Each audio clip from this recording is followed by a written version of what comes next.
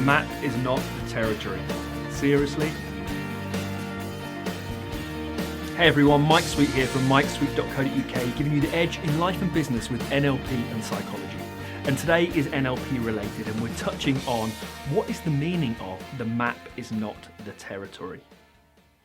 Because no doubt, if you've delved into other NLP books, resources, videos, trainings, you'll have heard the map is not the territory.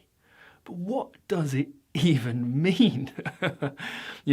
Some people try and shake it up by saying the menu is not the meal. You think, that doesn't help me. Give me a clue. Now, this is a real crucial part of NLP, and it's a crucial piece of your understanding of humans, of you, of how we are all different. So the map is not the territory, I think was first coined in 1915 or something. It's written in the book Science and Sanity. The link to that book is in the show notes. But the point of this is NLP is the study of excellence, yes, which we know, and it's also the study of subjective experience.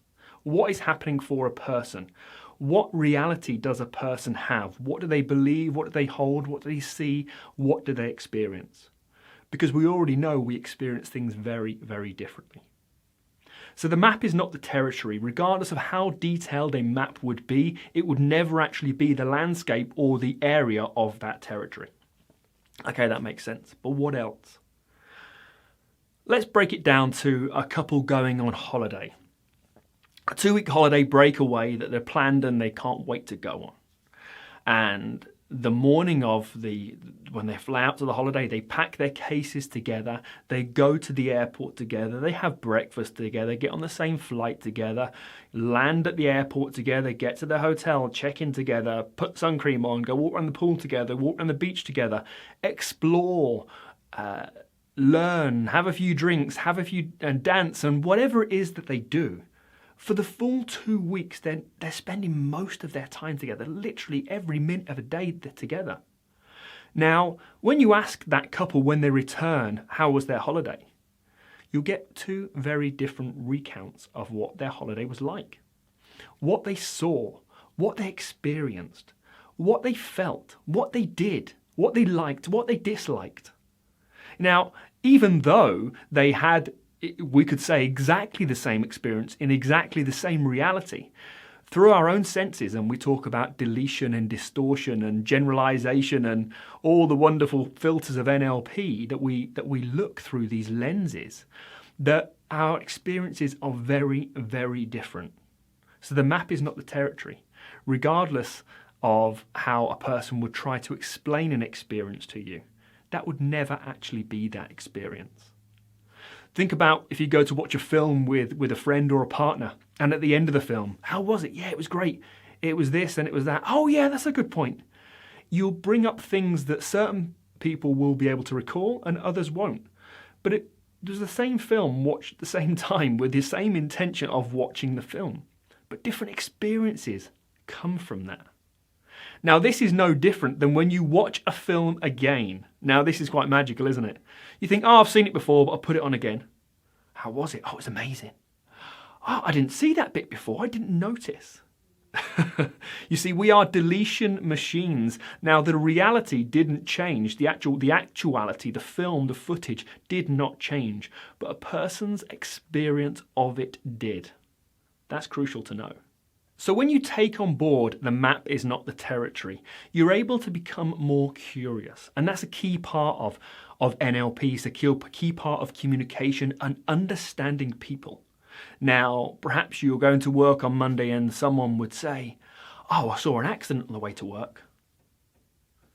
Think what you do for that in that split second. They saw an accident on the way to work. What does that conjure up in your mind? Was it a car accident? So perhaps you ask them, you saw an accident? Yeah, I saw an accident. What are you expecting to come now? Is it a car accident? Is it that they spilt coffee in their kitchen on their new shoes, so now they had to change their shoes? Did they see an accident in the high street where a person was walking down the road with their trousers inside out? That too was an accident.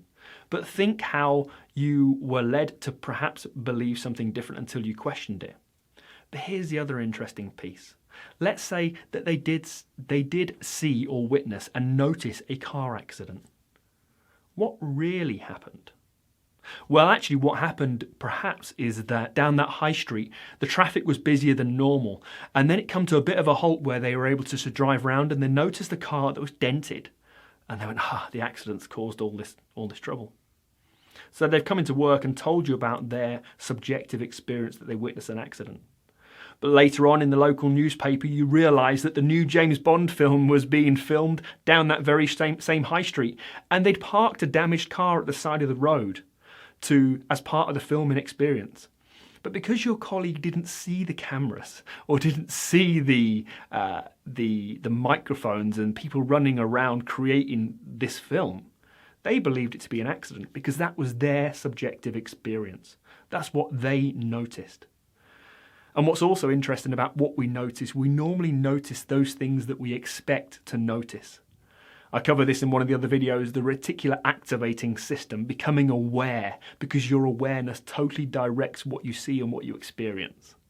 So that's interesting as well. Not only are you recounting your days, your life, your experiences in your own very way through your own filters, you think how quickly that gets jaded and muddled whenever you're talking to someone about their experience.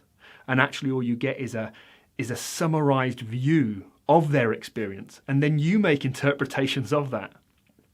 There's no truer saying than it's lost in translation. So just think, whenever you are communicating, that the map is not the territory. And what else do you need to know?